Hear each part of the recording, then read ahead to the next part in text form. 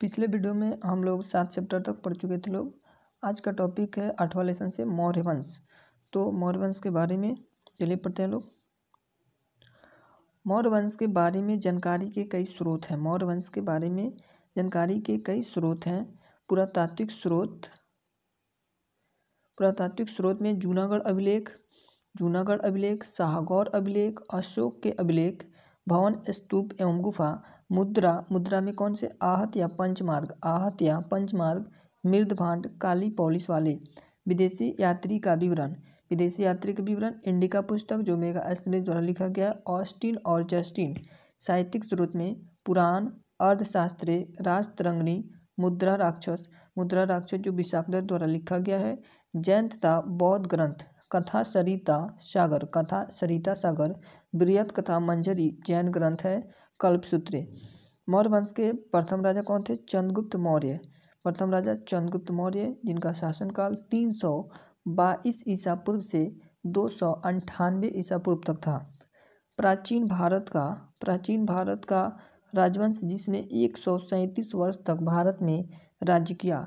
इसके स्थापना का श्रेय चंद्रगुप्त मौर्य और उसके प्रधानमंत्री चाणक्य, जिसे कौटिल्य कहा जाता है, कौटिल्य को दिया जाता है, जिन्होंने नंद वंश के राजा घनानंद को पराजित किया।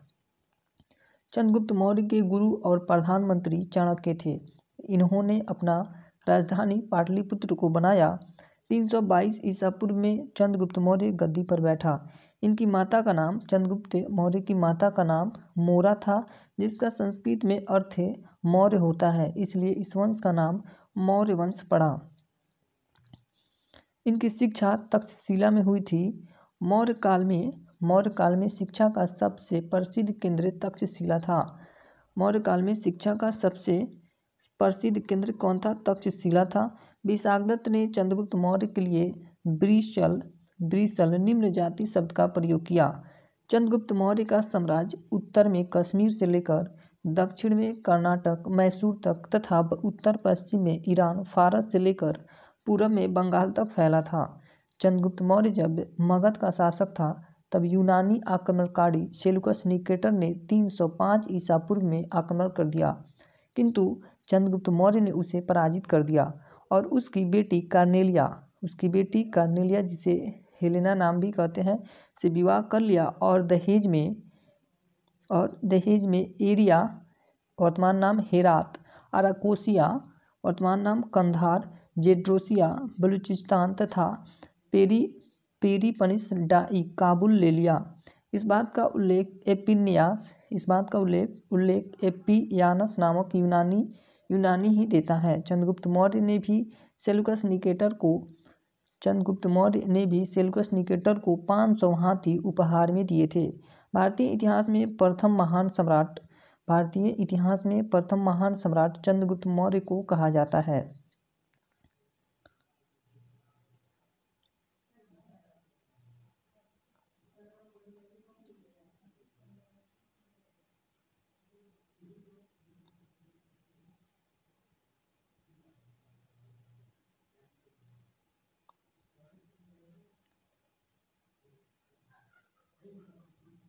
सेल्यूकस निकेटर ने अपना एक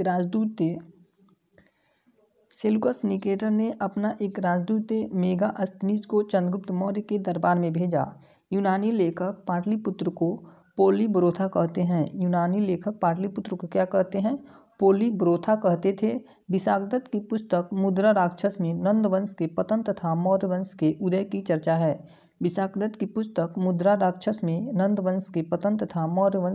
की चर्चा है। इनके अनुसार चाणक्य के सहयोग से चंद्रगुप्त मौर्य ने घनानंद का अंत कर दिया और घनानंद की पुत्री दुर्धरा से विवाह कर लिया। मेगा एस्टनिस की पुस्तक इंडिका से मौर्य वंश की जानकारी मिलती है। इंडिका में लिखा है कि मौर्य काल में 7 समाज भागों में बटा था। पहला समाज था दार्शनिक, दूसरा था अहिर, जिसे पशुपालक भी कहते हैं, तीसरा सैनिक, चौथा किसान, पांचवा निरक्षक, छठा समाज था कारीगर तथा सातवां था सभासद मंत्री। इसमें से सर्वाधिक संख्या किसानों की थी तथा भारतीयों को लिखने में रुचि नहीं थी। चाणक्य ने अर्थशास्त्र नामक ग्रंथ की रचना की। चाणक्य ने अर्थशास्त्र नामक ग्रंथ की रचना की। इससे हमें मौर्य साम्राज्य के राजनीतिक गतिविधि की जानकारी मिलती है। मौर्य वंश के बारे में सर्वाधिक जानकारी चाणक्य की पुस्तक अर्थशास्त्र से मिलती है, जो एक राजनीतिक एवं प्रशासनिक पुस्तक है। इस पुस्तक के 15 अधिकरण है। इस पुस्तक के कितने अधिकरण है? 15 अधिकरण है। इस पुस्तक में राजा के राजत्व सिद्धांत की चर्चा है और कहा गया है कि एक मजबूत राजा को सप्रांग सिद्धांत पालन करना होगा। चंद्रगुप्त मौर्य ने बंगाल अभियान भी किया था, जिसकी जानकारी महास्थान अभिलेख से मिलती है। चंद्रगुप्त मौर्य ने बंगाल अभियान भी किया था, जिसकी जानकारी महास्थान अभिलेख से मिलती है। चंद्रगुप्त मौर्य के दक्षिण विजय के बारे में जानकारी तमिल ग्रंथ अहनानूर एवं मुरनानूर तथा अशोक के अभिलेख से मिलती है। गोरखपुर में स्थित शाहगौर ताम्र अभिलेख से अकाल के दौरान चंद्रगुप्त मौर्य द्वारा किए गए राहत कार्यों की चर्चा है। जैन ग्रंथ राजावली में उल्लेख मिलता है कि चंद्रगुप्त मौर्य अपने पुत्री बिंदुसार को गद्दी सौंप दिया था। चंद्रगुप्त मौर्य को जैन धर्म की शिक्षा भद्रबाहु के नेतृत्व में मिली थी। चंद्रगुप्त मौर्य को जैन धर्म की शिक्षा भद्रबाहु के नेतृत्व में मिली थी। भद्रबाहु के साथ ही चंद्रगुप्त मौर्य कर्नाटक के श्रवणबेलगोला में चले गए, जहां 258 ईसा पूर्व में सल्लेखना संतारा विधि से प्राण त्याग दिया। रुद्रदामन के जूनागढ़ अभिलेख गिरनार में स्थित है, जो गुजरात में स्थित। गुजरात से जानकारी मिलती है कि चंद्रगुप्त मौर्य के राज्यपाल पुष्यगुप्त ने इसकी सरकारी खर्च से गुजरात के सौराष्ट्र में सुदर्शन झील बनवाई थी। सुदर्शन झील किसने बनवाई थी? रुद्रदामन के राज्यपाल पुष्यगुप्त ने।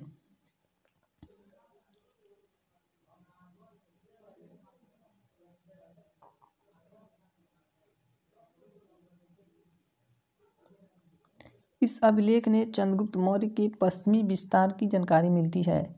इस अभिलेख से चंद्रगुप्त मौर्य के पश्चिमी विस्तार की जानकारी मिलती है। शरीर के अंगों के समान राज्य के 7 अंग होते हैं, जो निम्नलिखित हैं। राजा स्वामी, जो सबसे सिर पर, जिसे सिर से हेड माना गया है, मंत्री आमत्य, मंत्री को क्या कहा जाता था? आमत्य, जिसे आँख माना गया। जनपद, क्षेत्र और जनसंख्या, जिसे पैर माना गया। दुर्ग, किला, जिसे आर्म बाह माना गया। कोष, जिसे धन कहते हैं, इसे मुख माना गया। कोष को क्या माना गया? मुख माना गया। दंड या सेना, न्याय, जिसे मस्तिष्क माना गया। मित्र, सहयोगी, जिसे कान माना गया है। चाणक्य को विष्णुगुप्त या कौटिल्य भी कहते हैं। यह तक्षशिला विश्वविद्यालय के आचार्य थे। महावंश टीका में उल्लेख मिलता है कि चाणक्य तक्षशिला के एक ब्राह्मण थे। चाणक्य को भारत का मैकियावेली कहा जाता है। चाणक्य को भारत का मैकियावेली कहा जाता है। इसके पिता का नाम गुणी था। प्लूटार्क ने चंद्रगुप्त मौर्य के लिए एंड्रोकोटस शब्द का प्रयोग किया है। जस्टिन ने भी चंद्रगुप्त मौर्य के लिए सेंड्रोकोटस शब्द का प्रयोग किया है। विलियम्स जोन्स ने यह पहचान कराया कि सेंड्रोकोटस ही चंद्रगुप्त मौर्य हैं। प्लूटार्क के अनुसार चंद्रगुप्त मौर्य ने 6 लाख की सेना लेकर चाणक्य की सहायता से संपूर्ण भारत पर रौंद डाला। उसके बाद है बिंदुसार। चंद्रगुप्त मौर्य के बेटा का नाम क्या था? बिंदुसार, जिसका शासनकाल 298 ईसा पूर्व से 269 ईसा पूर्व तक था। यह चंद्रगुप्त मौर्य का उत्तराधिकारी था। इसकी माता दुर्धरा थी। इसकी माता का नाम क्या था? दुर्धरा था। इसके राज्य का संचालक चाणक्य करते थे। इसके पत्नी का नाम चारुमित्रा और सुभद्रांगी थी। इसकी पत्नी का नाम चारुमित्रा और सुभद्रांगी था। इसके पुत्र का नाम सुसीम, अशोक और तिस्य था। इसके दरबार में सीरिया के नरेश एंटियोकोस ने अपना राजदूत डायमेकस को भेजा। इसे मेगास्थनीज का उत्तराधिकारी माना जाता है। इसे किसे डायमेकस को मेगास्थनीज का उत्तराधिकारी माना जाता है। एस्ट्रोबो के अनुसार बिंदुसार ने सीरिया के नरेश से अंजीर, मीठी शराब तथा दार्शनिक मांगा था। वहाँ के राजा एंटियोकस प्रथम ने अंजीर तथा मीठी शराब दिया, किंतु दार्शनिक देने से मना कर दिया, क्योंकि सीरिया में दार्शनिक का व्यापार नहीं होता है। बिंदुसार के दरबार में मिस्र के राजा टॉलमी द्वितीय ने अपना राजदूत डायनोसियस को भेजा। बिंदुसार के दरबार में मिस्र के राजा टॉलमी द्वितीय ने अपना राजदूत डायनेसियस को भेजा। बिंदुसार के समय तक्षशिला कश्मीर में 2 बार विद्रोह हुए थे। बिंदुसार के समय तक्षशिला कश्मीर में 2 बार विद्रोह हुए थे।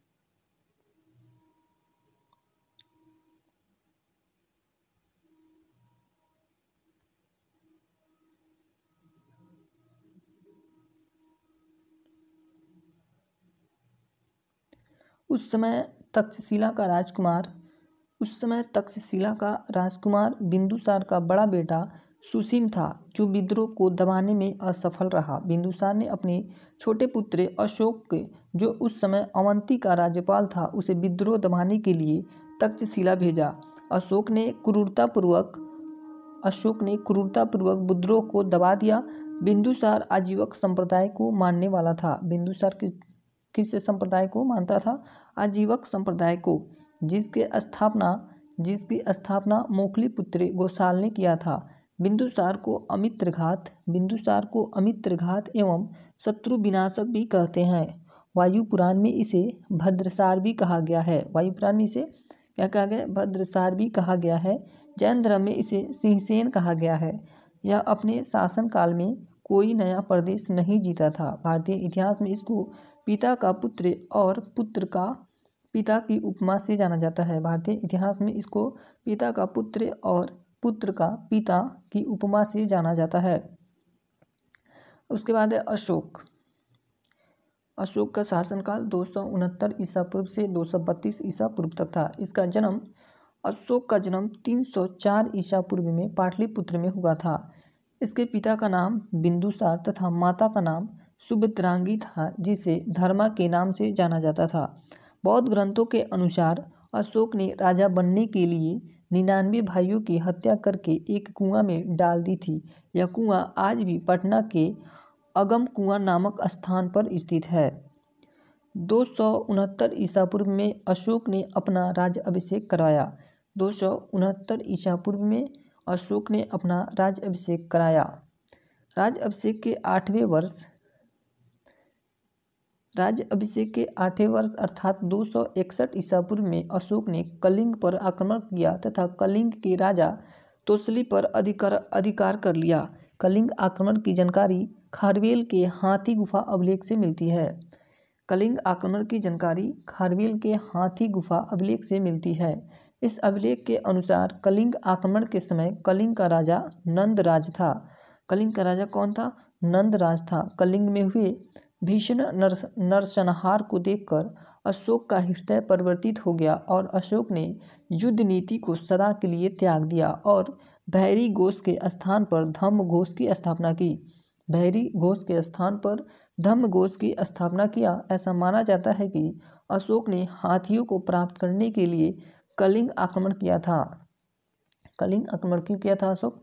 हाथियों को प्राप्त करने के लिए, ऐसा माना जाता है।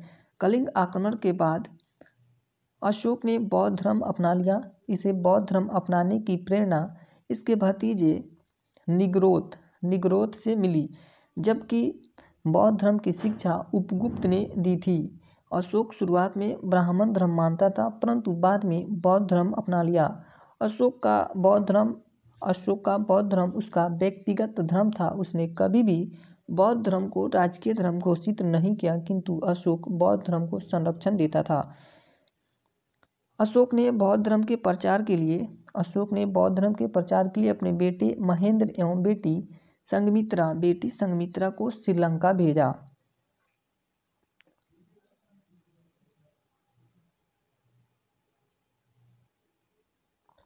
अशोक द्वारा भेजे गए धर्म प्रचारक धर्म प्रचारक महेंद्र और संघमित्रा कहाँ गए थे? श्रीलंका गए थे। महाधर्मरक्षित कहाँ गए थे? महाराष्ट्र।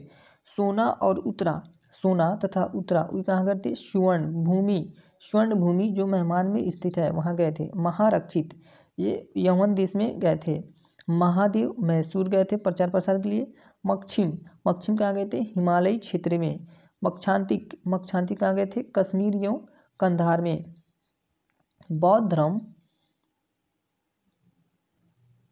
बौद्ध धर्म ग्रहण करने के बाद अशोक ने अपने राज्य अभिषेक के 8वें वर्ष ही धर्म यात्रा प्रारंभ की, जिसका क्रम इस प्रकार है: बोधगया, कुशीनगर, लुम्बिनी नगर, कपिलवस्तु, सारनाथ तथा श्रावस्ती।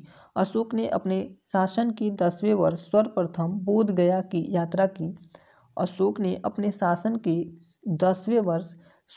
बोधगया की यात्रा की। उसके बाद 20वें वर्ष लुम्बिनी नामक ग्राम की यात्रा की और कर और टैक्स घटाकर केवल 1/8 भाग कर दिया। 1/8 भाग ही कर लेने की घोषणा की।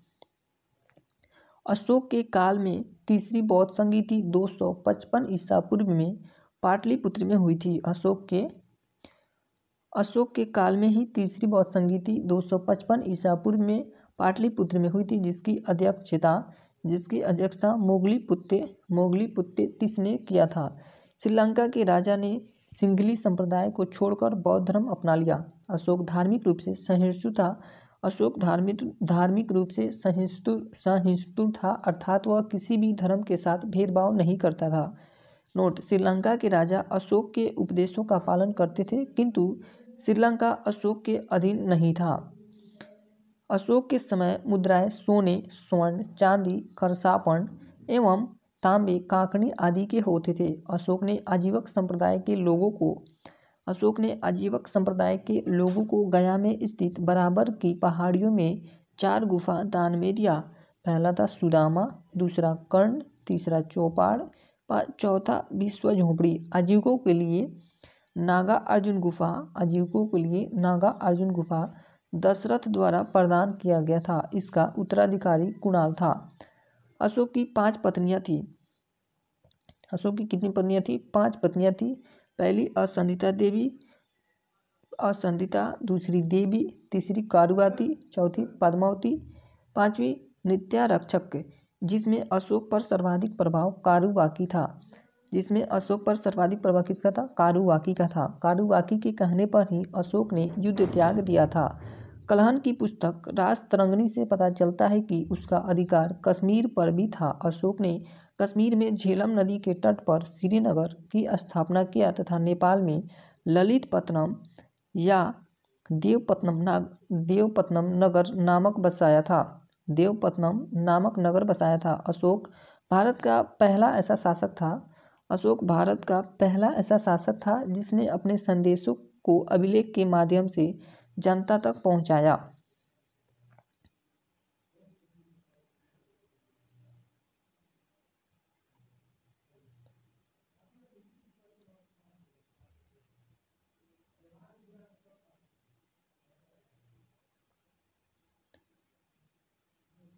अशोक को अभिलेख लिखने की प्रेरणा इराक के राजा डेरियस, उसका दूसरा नाम दारा या दायबाहु से मिली थी। अशोक के अभिलेखों की भाषा प्राकृत थी, जिसे 4 लिपियों में लिखा गया था। जिसे कितने लिपियों में लिखा गया था? 4 लिपियों में लिखा गया था। ब्राह्मी लिपि यह सर्वाधिक भारत में मिले हैं। ब्राह्मी लिपि कहाँ मिले? सर्वाधिक भारत में। इसे बाईं से दाईं ओर लिखा जाता था। खरोष्टी लिपि यह पाकिस्तान के उत्तर पश्चिम में मिले हैं। इसे दाईं से बाईं की ओर लिखा जाता था। तीसरा अरमाइक लिपि यह अफगानिस्तान से मिली है। चौथा है ग्रीक लिपि यह अफगानिस्तान के उत्तरी सीमा से मिली है। अशोक के शिलालेख को पहली बार टी फैंतलर ने 1750 ईस्वी में खोजा। अशोक के अभिलेख को पढ़ने और समझने की पहली सफलता 1837 ईस्वी में जेम्स प्रिंसेप को मिली थी। किसको मिली थी? जेम्स प्रिंसेप को अशोक ने अपने अधिकतर अभिलेखों में अपना नाम देवनाम प्रियदर्शी देवताओं का पसंद लिखा है। मध्य प्रदेश के गुर्जरा तथा कर्नाटक की मास्की, नेदर तथा उदगेलान अभिलेखों में अशोक का स्पष्ट नाम अशोक लिखा हुआ है। भाब्रू अभिलेख में अशोक के लिए मगध सम्राट नाम का प्रयोग हुआ है। असम में अशोक की कोई भी साक्ष्य नहीं मिला है। असम से अशोक की कोई भी साक्ष्य नहीं मिला है, जिससे यह पता चलता है कि यह क्षेत्र अशोक के साम्राज्य से बाहर था। अशोक के 84,000 स्तूपों का निर्माण करवाया था। अशोक कितने स्तूपों का निर्माण करवाया था? 84,000। अशोक के शिलालेखों को 3 भागों में बांटा गया है। पहला शिलालेख, इसे बृहद शिलालेख तथा लघु शिलालेख में विभाजित किया गया है। दूसरा स्तंभलेख, इसमें दीर्घ स्तंभलेख एवं लघु स्तंभलेख में विभाजित किया, इसे दीर्घ स्तंभलेख तथा लघु स्तंभलेख में विभाजित किया गया है। तीसरा है गुहालेख, ये गुफाओं में लिखे जाते थे। ये किसमें लिखे जाते थे? गुफाओं में लिखे जाते थे। अशोक के चतुर्दश शिलालेख 14 शिलालेख अशोक के मिले हैं। प्रथम शिलालेख, इसमें अहिंसा पर बल दिया गया है। इसमें किस पर बल दिया गया है? अहिंसा पर बल दिया गया है और पशु बलि पर रोक लगाया गया है। सभी मनुष्य मेरे बच्चे हैं। अशोक इसमें कहता है सभी मनुष्य मेरे बच्चे हैं।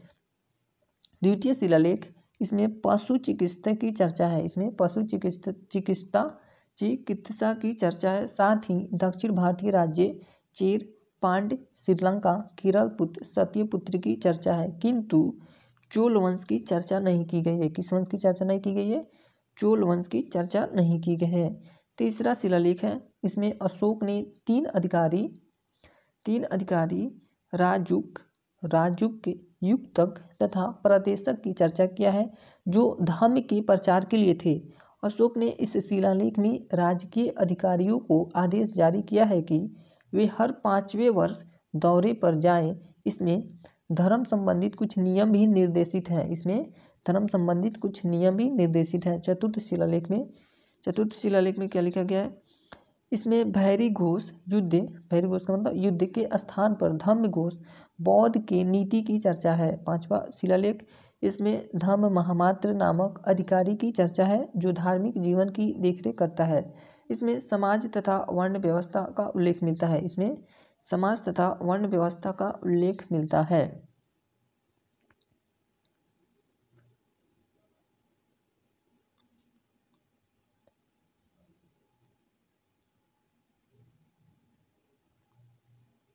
अब है छठा शिलालेख।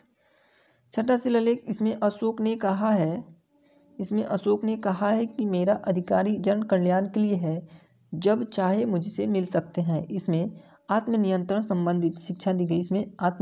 आत्मनियंत्रण संबंधी शिक्षा दी गई है। 7वां शिलालेख, इसमें अशोक ने विभिन्न धर्मों के आपसी समन्वय की बात कही है। यह सबसे बड़ा शिलालेख है। सबसे बड़ा शिलालेख कौन है? 7वां शिलालेख। इसमें तीर्थ यात्रा की चर्चा है।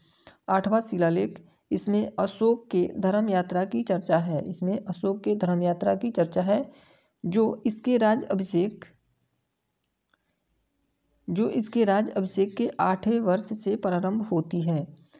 बोध गया के भ्रमण का उल्लेख राज अभिषेक के 10वें वर्ष में कहाँ गया था? अशोक गया में। राज अभिषेक के 20वें वर्ष लुम्बिनी की यात्रा किया था। अब है 9वां शिलालेख। इसमें अशोक ने छोटे मोटे त्योहारों पर प्रतिबंध लगा दिया। इसे शिलालेख में सच्ची शिष्टाचार और सच्ची भेंट का उल्लेख है। 9वां शिलालेख में सच्ची शिष्टाचार और सच्ची भेंट का उल्लेख मिलता है। अब 10वां शिलालेख, इसमें धम्म के महत्व के बारे में चर्चा है। इसमें सम्राट अशोक ने आदेश जारी किया है कि राजा तथा उच्च राज्य अधिकारी हमेशा ही प्रजा के हित के बारे में सोचें। इसमें धम्म नीति की व्याख्या की चर्चा की गई है। 11वां शिलालेख, अशोक ने कहा है कि मेरे अधिकारी ब्राह्मणों को ना सताएं। 12वां शिलालेख यह कहता है, इसमें स्त्रियों की स्थिति में सुधार के लिए स्त्री महामात्र नामक अधिकारी की चर्चा है। किस अधिकारी की? स्त्री महामात्र नामक अधिकारी की चर्चा है एवं हर प्रकार के विचारों के सम्मान की बात कही गई है। 13वां शिलालेख, इसमें कलिंग युद्ध की चर्चा है। किसमें कलिंग युद्ध की चर्चा है?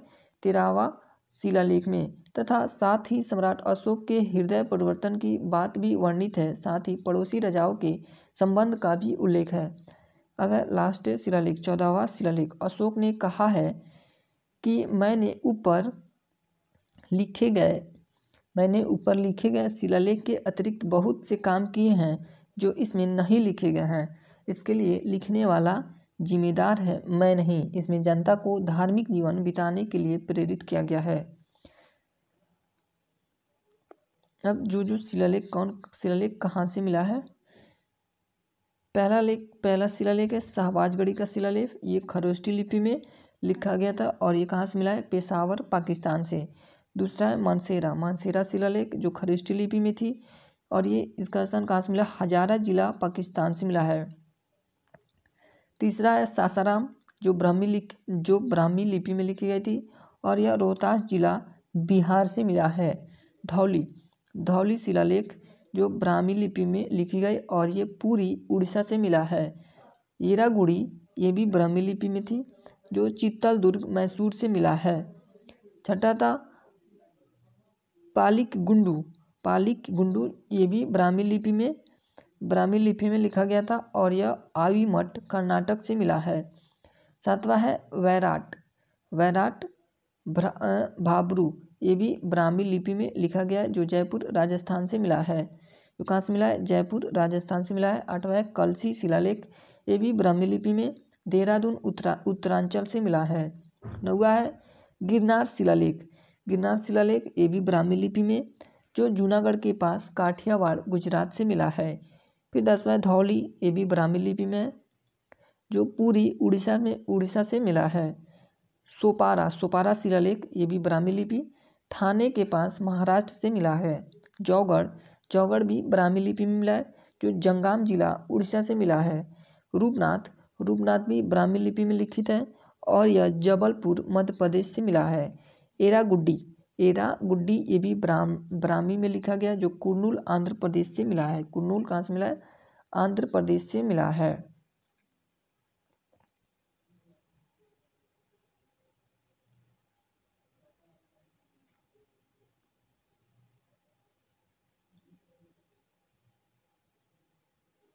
अशोक के स्तंभ लेख या लघु लेख। अशोक के स्तंभ लेख या लघु लेख। भाबरू अभिलेख राजस्थान के भाबरू अभिलेख में अशोक ने खुद को मगध का सम्राट बताया है। भाबरू अभिलेख में इसने बौद्ध धर्म के त्रिरत्न बुद्ध, धम्म और संघ की चर्चा की है। अशोक के 7 स्तंभलेख लघु अभिलेख मिले हैं। रुमनदेई अभिलेख यह नेपाल से मिला है। रुमनदेई अभिलेख कहाँ से मिला? नेपाल से। नेपाल की लुम्बिनी में है और यह अरमाइक लिपि में है। यह सबसे छोटा अभिलेख है। कौन है? रुमनदेई अभिलेख। यह एकमात्र अभिलेख है जिसमें अशोक ने प्रशासनिक चर्चा न करके आर्थिक क्रियाकलाप की चर्चा की है। कौशाम्बी अभिलेख यह उत्तर प्रदेश से मिला है। इसमें अशोक ने अपनी पत्नी कारुवाकी द्वारा दिए गए दान की चर्चा की है। अतः इसे रानी की अभिलेख भी कहते हैं। इसे क्या कहते हैं? रानी की अभिलेख भी कहते हैं। अकबर ने इसे इलाहाबाद में स्थापित कर दिया। टोपरा अभिलेख यह हरियाणा से मिला है और हरियाणा फिरोज शाह तुगलक ने इसे दिल्ली से तुगलकाबाद में स्थापित करा दिया। मेरठ अभिलेख जो यूपी से मिला है, पहले यह मेरठ में था। फिरोज शाह तुगलक ने इसे दिल्ली से तुगलकाबाद में स्थापित करा दिया। 5वां है रामपुरवा अभिलेख, यह बिहार के चंपारण में है। यह कहाँ है? बिहार के चंपारण में है। इसकी खोज 1872 ईस्वी में कार्लाइल ने की थी। छठा है लौरिया नंदनगढ़, यह बिहार के चंपारण जिला में स्थित है। लौरिया और अरेराज यह भी बिहार के चंपारण जिला में स्थित है। उसके बाद है निगाली सागर स्तंभलेख जो नेपाल में स्थित है, जो नेपाल से मिला है। निगाली सागर स्तंभलेख, इस स्तंभलेख से यह पता चलता है कि अशोक अपने राज्य अभिषेक के 12वें वर्ष से निगाली सागर आया तथा वहां कनक मुनि के स्तूप का संवर्धन किया। सर-ए-कूना अभिलेख। सर-ए-कूना अभिलेख यह अफगानिस्तान के कंधार से मिला है, जो ग्रीक तथा अरमाइक भाषा में है। कलिंग अभिलेख में अशोक ने कहा है कि संसार की सभी मानव मेरी संतान पुत्र हैं। मैं एक माँ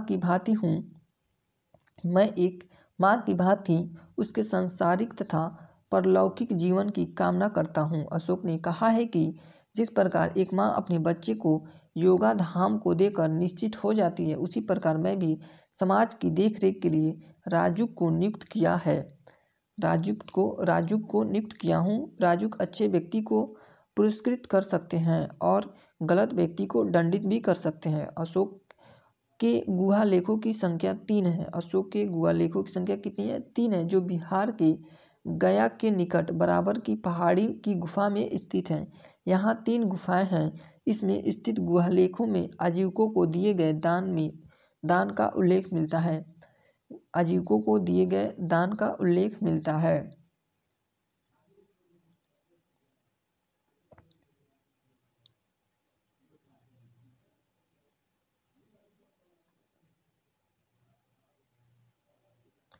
अशोक को अभिलेख लिखने के लिए पत्थर उत्तर प्रदेश के चुनार से मिले हैं।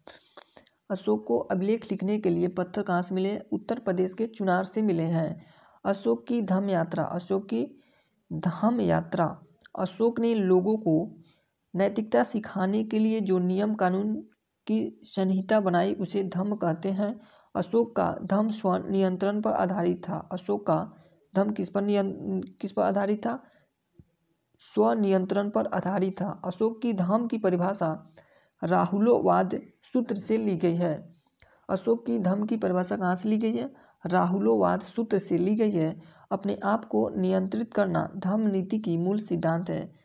अशोक ने अपने दूसरे एवं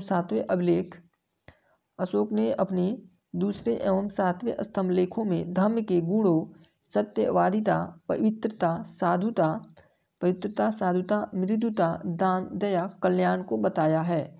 अशोक ने कहा है कि व्यक्ति अपने माता पिता की आज्ञा माने, व्यक्ति ब्राह्मण तथा भिक्षु का आदर करे, व्यक्ति दास तथा सेवकों के प्रति उदार रहे, व्यक्ति को जियो और जीने दो का पालन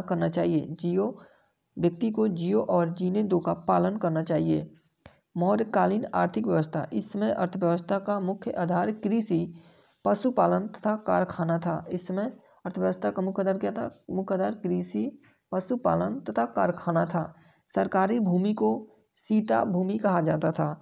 निजी भूमि को भाग कहा जाता था। बिना वर्षा की अच्छी खेती को आदेव मात्रिक कहा जाता था। इस समय भूमि का उत्पादन का 1/6 कौटिल्य के अनुसार या 1/4 मेगास्थनीज के अनुसार लिया जाता था। इस समय भूमि के उत्पादन का कितना टैक्स लिया जाता था? 1/4। यह किसके द्वारा कहा गया है? कौटिल्य के अनुसार 1/6 और मेगास्थनीज के द्वारा 1/4 कर लिया जाता था। बिक्री कर मूल्य का 10वां भाग होता था। भूमि माप वाले कर को रज्जु कहा जाता था। बलि एक प्रकार का अतिरिक्त उपज कर था। चारागाह कर को विविध कहा जाता था। अकाल के समय कोई कर नहीं लिया जाता था। मौर्यकालीन मुद्राएं। मौर्यकाल की राजकीय मुद्रा पर्ण थी, जो चांदी का सिक्का हुआ करता था। इस काल में मुद्रा के रूप में आहत मुद्रा का प्रचलन रहा था। मुद्राओं का परीक्षण करने वाला अधिकारी को रुद्रदर्शक कहा जाता था। इस समय चांदी के मुद्रा को करसापन कहा जाता था। इस समय सोने के सिक्के को स्वर्ण एवं निष्क कहा जाता था। इस समय सोने के सिक्के को क्या कहा जाता था? स्वर्ण एवं निष्क कहा जाता था। तांबे के सिक्के को इस समय मासक या काकनी कहा जाता था।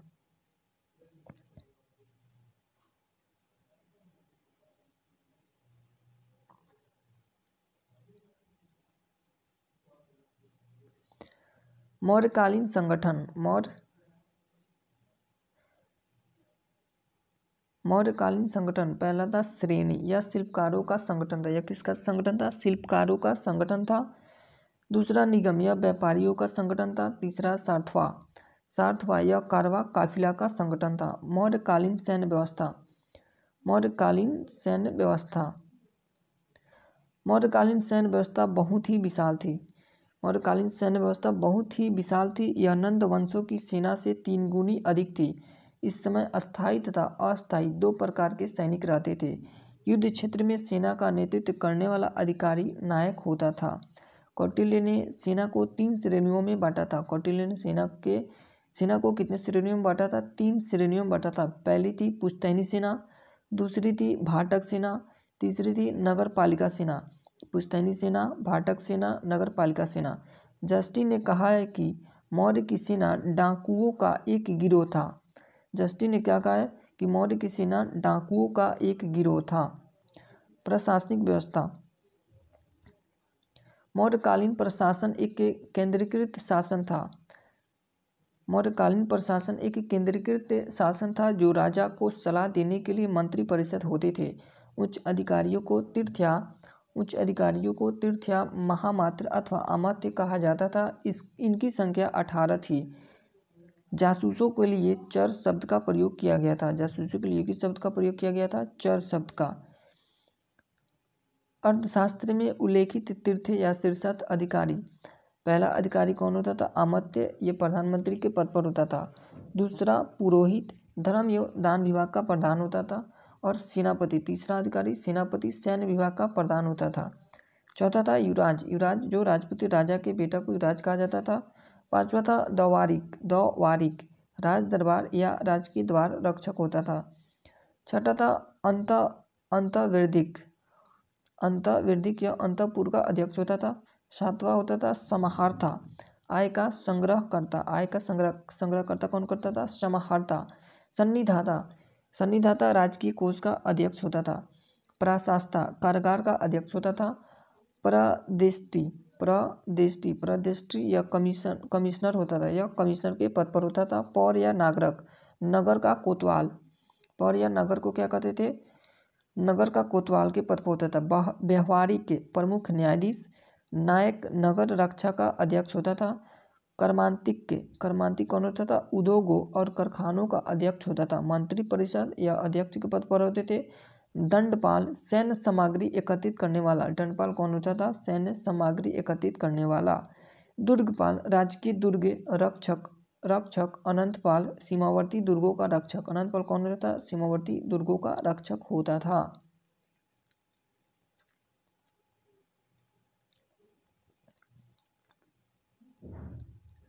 मुख्यमंत्री और पुरोहित की नियुक्ति के पहले इनके चरित्र को जांचा या परखा जाता था।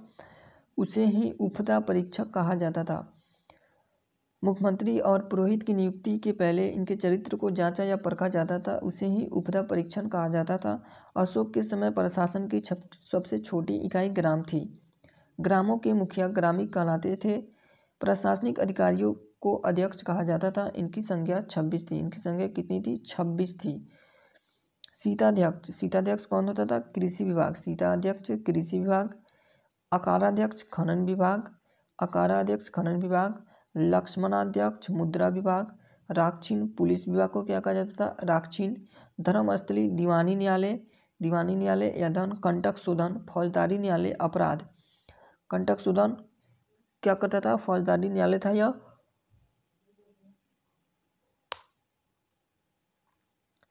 गुण पुरुष गुप्तचर होता था। गुण पुरुष क्या होता था? गुप्तचर। संस्था अस्थायी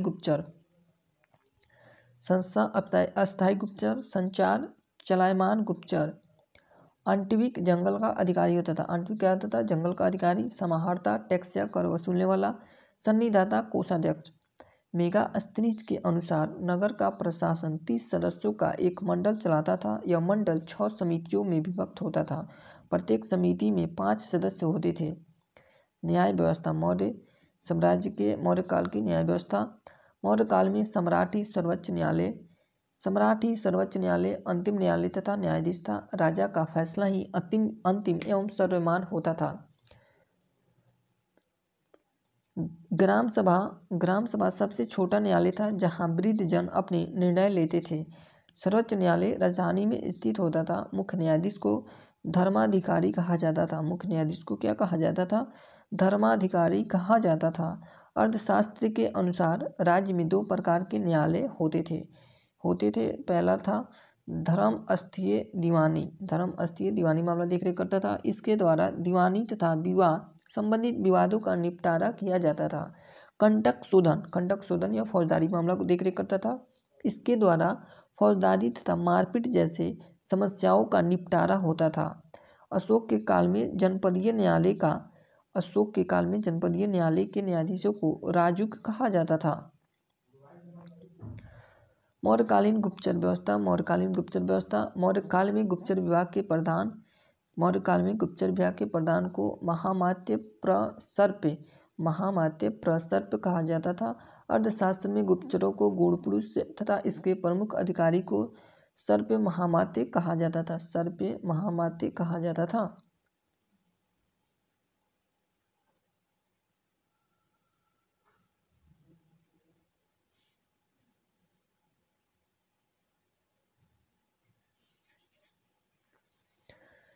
संचार, इसमें व्यक्ति जगह जगह जाकर गुप्तचरी करता था। संचार क्या था? इसमें व्यक्ति जगह जगह जाकर गुप्तचरी करता था। संस्था, यह एक जगह संगठित होकर गुप्तचरी करती थी। संस्था क्या थी? एक जगह संगठित होकर गुप्तचरी करती थी। गुप्तचर के अलावा शांति व्यवस्था बनाए रखने का तथा अपराधों की रोकथाम के लिए पुलिस भी थी, जिसे अर्थशास्त्र में आरक्षण कहा गया है। पुलिस को अर्थशास्त्र में क्या किया गया है? आरक्षण कहा गया है। मौर्यकालीन वास्तुकला। मौर्यकाल में लकड़ी के भवन हुआ करते थे। मौर्यकाल में किसके भवन हुआ करते थे? लकड़ी के भवन हुआ करते थे, जो वर्तमान में पटना के कुम्हरहार में मिले हैं। मौर्यकाल में पत्थर के कुशल कारीगर थे। अशोक ने मध्य प्रदेश में सांची का स्तूप बनवाया है। जो सबसे बड़ा स्तूप है। अशोक ने यूपी के सारनाथ में अशोक स्तंभ बनवाया है, जिस पर चार पत्थर के सिरों को एक ही जगह रखा है, जो अहिंसा का सूचक है। यही भारत का राष्ट्रीय चिन्ह भी है। मौर्यकाल में पत्थर की बनी सबसे महत्वपूर्ण कलाकृति पटना का दीदारगंज से मिला है। यक्ष एवं यक्षिणी की मूर्ति किसकी मिली है? यक्ष एवं यक्षिणी की मूर्ति भी मिली है।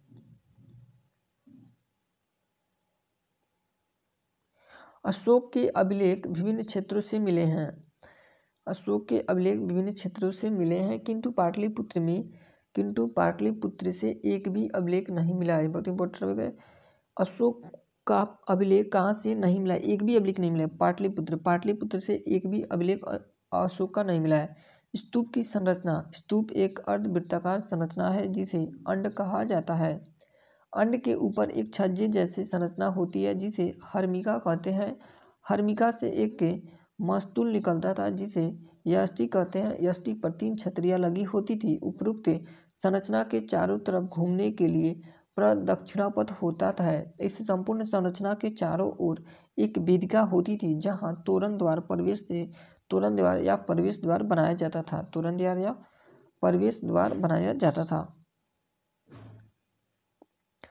स्वतंत्र रूप से वेश्यावृत्ति।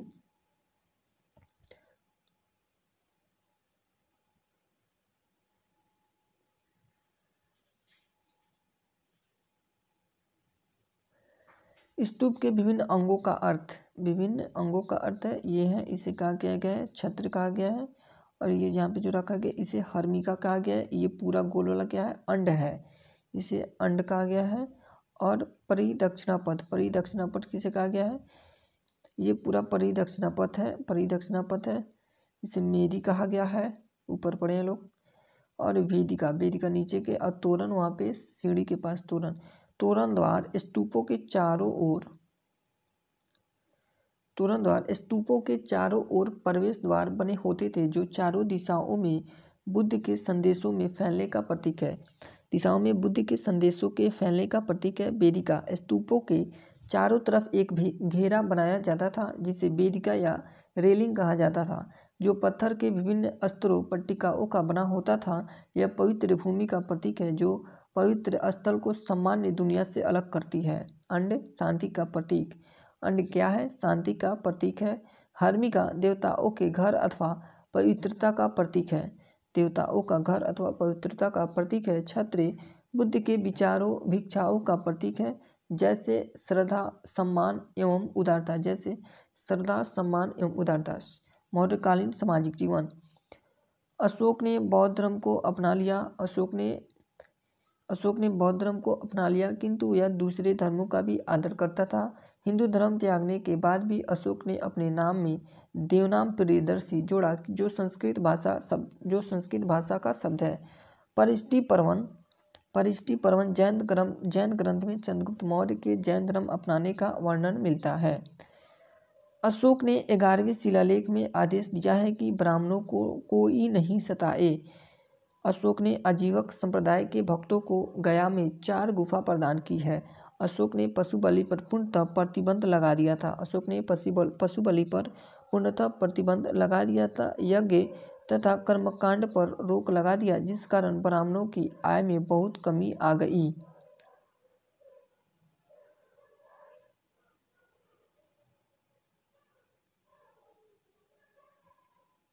अशोक ने पशु बलि पर पूर्णतः प्रतिबंध लगा दिया। यज्ञ तथा कर्मकांड पर रोक लगा दिया, जिस कारण ब्राह्मणों की आय में बहुत कमी आ गई। मौर्य काल में दास प्रथा का प्रचलन था। इस समय स्त्रियों की स्थिति अच्छी थी। स्त्रियां पुनर्विवाह कर सकती थी। इस समय जो विधवा स्वतंत्र रूप से जीवन यापन करती थी, उसे छंदवासिनी कहा जाता था। इस समय जो विधवा स्वतंत्र रूप से जीवन यापन करती थी, उसे छंदवासिनी कहा जाता था। उसे क्या कहा जाता था? छंदवासिनी।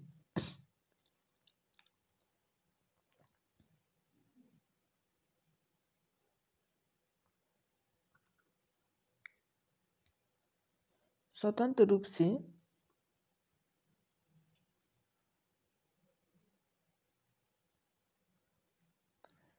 रूप से वैश्यावृत्ति करने वाली महिला रूपा जीवा कहलाती थी। इनके कार्यों का देखरेख गणिकाध्यक्ष करते थे। इस समय तलाक को मोक्ष कहा जाता था। इस समय तलाक को क्या कहा जाता था? मोक्ष कहा जाता था। इस वंश में प्रथम बार लोगों के जन्म एवं मृत्यु का पंजीयन किया गया था। इस काल में पाटलिपुत्र नगर को विश्व के नगरों की रानी कहा गया। इस काल में पाटलिपुत्र नगर को विश्व के नगरों की रानी कहा गया। इस काल में सड़क निर्माण अधिकारी को एग्रोनोमाई कहा जाता था। प्रशासनिक। मौर्यकालीन प्रशासनिक राजा। मौर्य काल में सबसे बड़ा पद राजा का होता था। उसके नीचे युवराज होते थे। प्रांत का शासन प्रांतपति के पास था। 20 जिसे जिला कहा गया, 20 पति के नियंत्रण में रहता था। जिला किसके नियंत्रण में रहता था? 20 पति के नियंत्रण में। 10 गांवों का छोटा मालिक या गोप होता था, जो प्रशासन की सबसे छोटी इकाई गांव हुआ करती थी, जो ग्रामीण मुखिया के नियंत्रण में रहती थी। इस समय न्यायाधीश को राजुक कहा जाता था। इस समय न्यायाधीश को क्या कहा जाता था? राजुक कहा जाता था। मौर्य काल के प्रांतों की संख्या 4 थी, लेकिन अशोक के समय 5 हो गई, जो निम्नलिखित है। जो क्या है? निम्नलिखित है। प्रांत या चक्र राजधानी प्रमुख स्थल। पहला प्रांत था कलिंग। इसकी राजधानी कहाँ थी? तोसली धौली। प्रमुख स्थल कलिंग। अवंती राष्ट्र। दूसरा प्रांत था अवंती राष्ट्र। इसकी राजधानी उज्जैनी थी। इसके प्रमुख स्थल थे मालवा, राजपूताना, गुजरात, काठियावाड़। तीसरी थी परासी पूर्वी प्रांत। इसकी राजधानी पाटलिपुत्र थी। बिहार, बंगाल के और उत्तर प्रदेश का क्षेत्र। चौथा था उत्तरापद। चौथा कौन सा था? जो चौथा प्रांत उत्तरापद था। इसकी राजधानी तक्षशिला थी। गंधार, कंबोज, पंजाब, कश्मीर और अफगानिस्तान के प्रमुख स्थल थे। पांचवा प्रांत था दक्षिणापथ। इसकी राजधानी स्वर्णगिरी थी। विंध्य क्षेत्र के दक्षिण का क्षेत्र था। यह विंध्य क्षेत्र के दक्षिण का क्षेत्र था। इसके समय प्रांतों को चक्र कहकर संबोधित किया जाता था। प्रांतों के प्रशासकों को कुमार या आर्यपुत्र अथवा राष्ट्रिक कहा जाता था। प्रांतों के विभाजन 20 में होता था, जो विषयपति के अधीन होता था। अशोक के उत्तराधिकारी 232 ईसा पूर्व में पाटलिपुत्र में अशोक की मृत्यु हो गई। कितने में? 232 ईसा पूर्व में अशोक की मृत्यु पाटलिपुत्र में हो गई। इसके बाद मगध की गद्दी पर अशोक का पुत्र कुणाल बैठा। अशोक के पुत्र दशरथ ने 8 वर्षों तक शासन किया। अशोक की भांति उन्होंने देवनाम प्रिय की उपाधि धारण किया तथा आजीवक संप्रदाय के साधुओं के लिए गया जिले में नागा अर्जुन पहाड़ी पर 3 गुफाओं का निर्माण कराया। 3 गुफाओं का निर्माण कराया।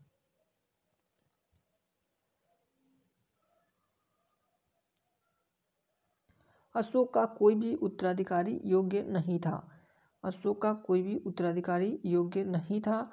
मौर्य वंश का अंतिम शासक बृहद्रथ था, जो एक कमजोर तथा अयोग्य शासक था। इसके शासन काल में कलिंग नरेश खारवेल ने कलिंग को मगध से स्वतंत्र कर लिया। बृहद्रथ का सेनापति पुष्यमित्र शुंग था, जिसने सेना के निरीक्षण के दौरान बृहद्रथ की हत्या कर दी और मौर्य वंश के स्थान पर शुंग वंश की स्थापना कर दी। मौर्य वंश के स्थान पर किस वंश की स्थापना कर दी? शुंग वंश की स्थापना कर दी।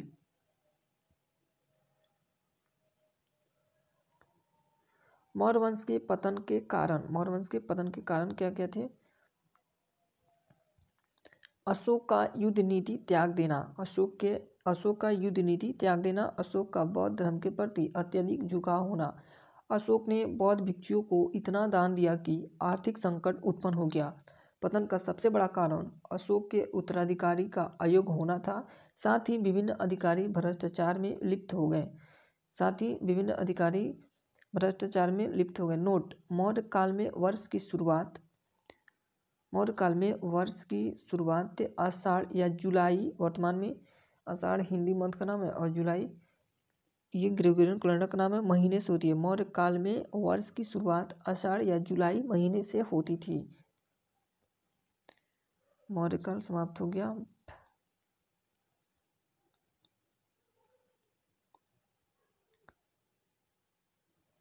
नौवा चैप्टर है हम लोग का ब्राह्मण साम्राज्य ले पढ़ते हैं लोग। शुंग वंश। मगध पर शासन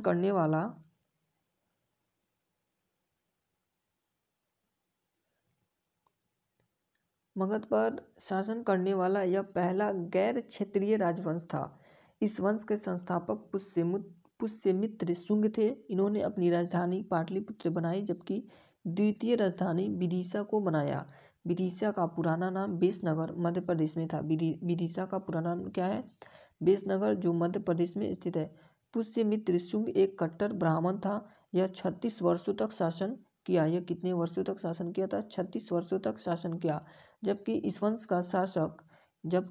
का शासन 112 वर्षों तक चला। भारत में पुनः वैदिक धर्म की स्थापना करने का श्रेय पुष्यमित्र शुंग को जाता है। भारत में पुनः वैदिक धर्म की स्थापना करने का श्रेय पुष्यमित्र शुंग को जाता है। पुष्यमित्र शुंग को बौद्ध धर्म का विरोधी शासक माना जाता है। इसका प्रमाण दिव्यावदान से प्राप्त होता है। हालांकि इनके काल में कई बौद्ध विहार का भी निर्माण हुआ। इसने बहुत सारे बौद्ध स्तूपों तथा मठों को ध्वस्त करा दिया। पुष्यमित्र शुंग ने मध्य प्रदेश के सांची स्तूप की खिड़कियों को तांबे का कराया, जबकि भरूच मध्य प्रदेश स्तूप की खिड़कियों को पत्थर का करवाया। पुष्यमित्र शुंग के काल में अशोक द्वारा निर्मित सांची एवं भरूच स्तूप का आकार दुगुना करवाया गया था। वर्तमान में सांची के स्तूप का जो स्वरूप है वह पुष्यमित्र शुंग के काल का ही देन है। बौद्ध चैत्य भवन का निर्माण इसी वंश के समय हुआ था। इसके समय बौद्ध पुस्तक जातक ग्रंथ की रचना हुई। पाणिनि ने अष्टाध्यायी व्याकरण ग्रंथ लिखा। मनु ने मनुस्मृति लिखा। गार्गी ने गार्गी संहिता लिखा। जिनसेन ने हरिवंश की रचना की। जिनसेन ने किस पुस्तक की रचना की थी? हरिवंश की रचना की थी। इनके काल में कुल मिलाकर 2 युद्ध किए गए थे। विदर्भ का युद्ध और दूसरा यवन आक्रमणकारी का युद्ध। विदर्भ बरार में चल रहे उत्तराधिकारी के युद्ध का लाभ उठाकर पुष्यमित्र शुंग ने अग्निमित्र के नेतृत्व में सेना भेजा, जिसमें अग्निमित्र विजयी हुए थे। इसकी जानकारी कालिदास की रचना मालविका अग्निमित्र से मिलती है। किस पुस्तक से मिलती है? मालविका अग्निमित्र। कालिदास की पुस्तक मालविका अग्निमित्र में मालविका अग्निमित्र एवं मालविका का प्रेम प्रसंग की चर्चा है। इसके समय 2 यमन विदेशी आक्रमण हुए। दोनों ही यमन आक्रमण को पुष्यमित्र शुंग ने अपने बेटे अग्निमित्र द्वारा विफल कर दिया।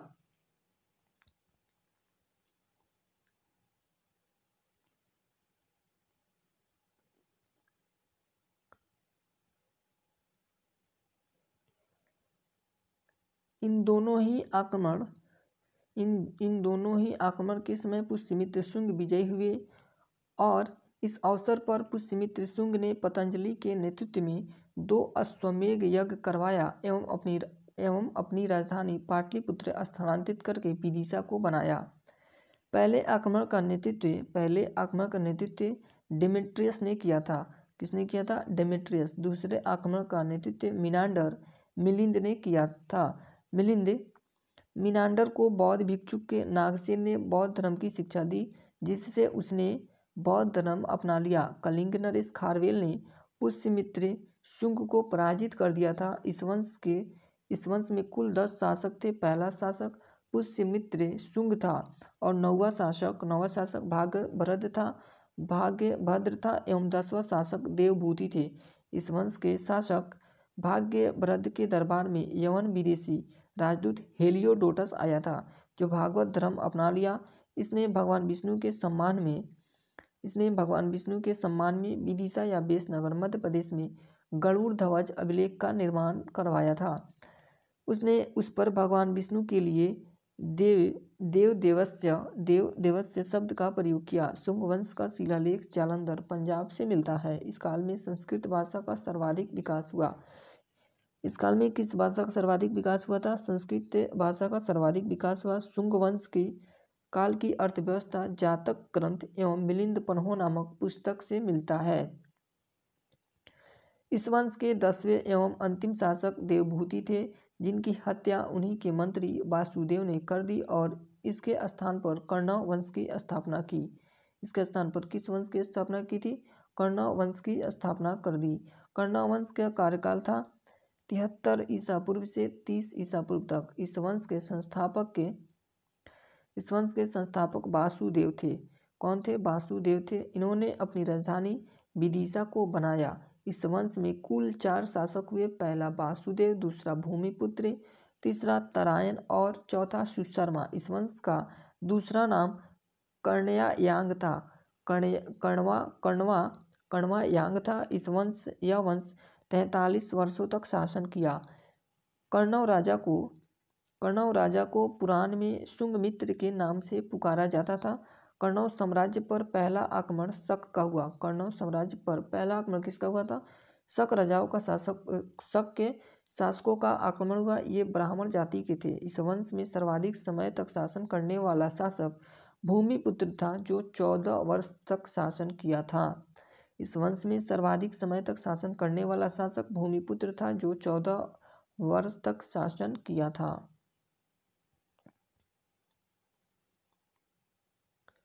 इस वंश का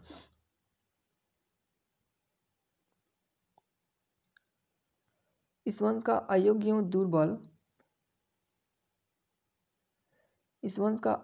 दुर्बल अंतिम शासक सुशर्मा था, जिसकी हत्या उसके मंत्री सिमुक आंध्र राजा ने 30 ईसा पूर्व में कर दी और इसके स्थान पर सातवाहन वंश की स्थापना कर दी। अपना सातवाहन वंश या प्रतिष्ठान। इसका कार्यकाल कब से कब तक था? 30 ईसा पूर्व से 250 ईस्वी तक। इस वंश के संस्थापक सिमुक थे। सातवाहन वंश के संस्थापक कौन थे? सिमुक थे, जिसकी राजधानी तगर थी।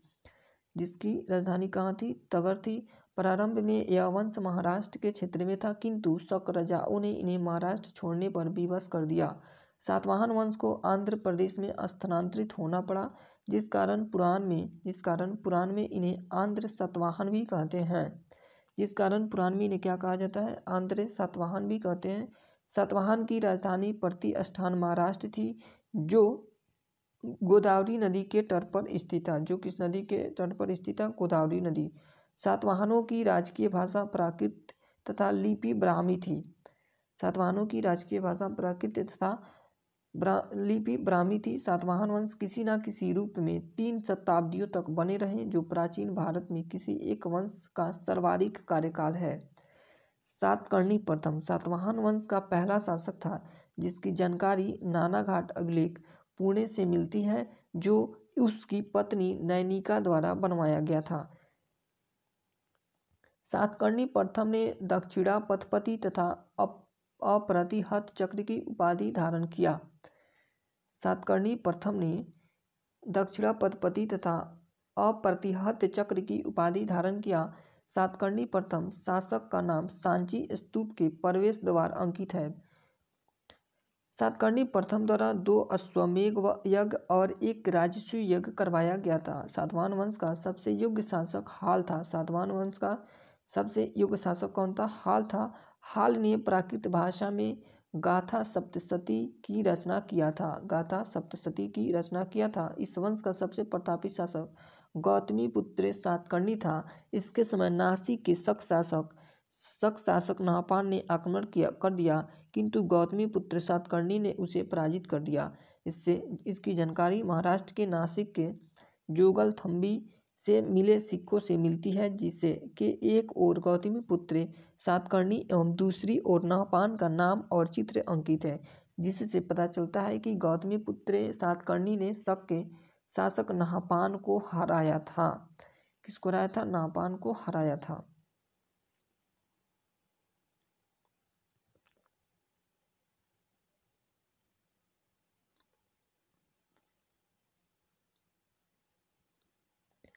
गौतमीपुत्र सातकर्णी ने बौद्ध संघ को अजकालिके तथा कारले के भिक्षु संघ को करजक नामक ग्राम दान में दिया। गौतमीपुत्र सातकर्णी ने सातवाहन वंश की खोई हुई प्रतिष्ठा को पुनः लौटाया। इस वंश का अगला शासक वशिष्ठ पुल्लु मावी था। वशिष्ठ पुत्र पुल्लु मावी था। इसके समय पुनः उज्जैन के शक ने आक्रमण किया। इस बार शक शासक की ओर से आक्रमण का नेतृत्व रुद्रदामन कर रहा था। रुद्रदामन ने वशिष्ठ पुत्र पुल्लु मावी को पराजित कर दिया, किंतु दोनों के बीच वैवाहिक संबंध स्थापित हो गए। इन्होंने आंध्र प्रदेश पर विजय प्राप्त कर प्रथम आंध्र सम्राट की उपाधि धारण किया। पुल्लु मावी ने अमरावती स्थित बौद्ध स्तूप का किलाबंदी करवाया। इस वंश का अंतिम शासक यज्ञश्री सातकर्णी था। इस वंश का अंतिम शासक कौन था? यज्ञश्री सातकर्णी। इनके सिक्के पर जहाज का चित्र अंकित था। सातवाहन वंश ने उत्तर और दक्षिण भारत के बीच सेतु का काम किया। ब्राह्मणों को सबसे पहले भूदान सातवाहनों ने देना प्रारंभ किया, किंतु सर्वाधिक भूदान गुप्त शासकों ने दिया। वेतन के बदले भूमि देने की सामंती व्यवस्था सातवाहनों ने प्रारंभ किया, किंतु सर्वाधिक के प्रयोग गुप्त राजाओं ने किया। इस वंश के समय गांव के प्रधान को गौमिल्क कहा जाता था। इस वंश में दक्कन के क्षेत्र में कपास फसल उगाया जाता था। कपास की फसल उगाया जाता था। सातवाहन समाज मातृसत्तात्मक था।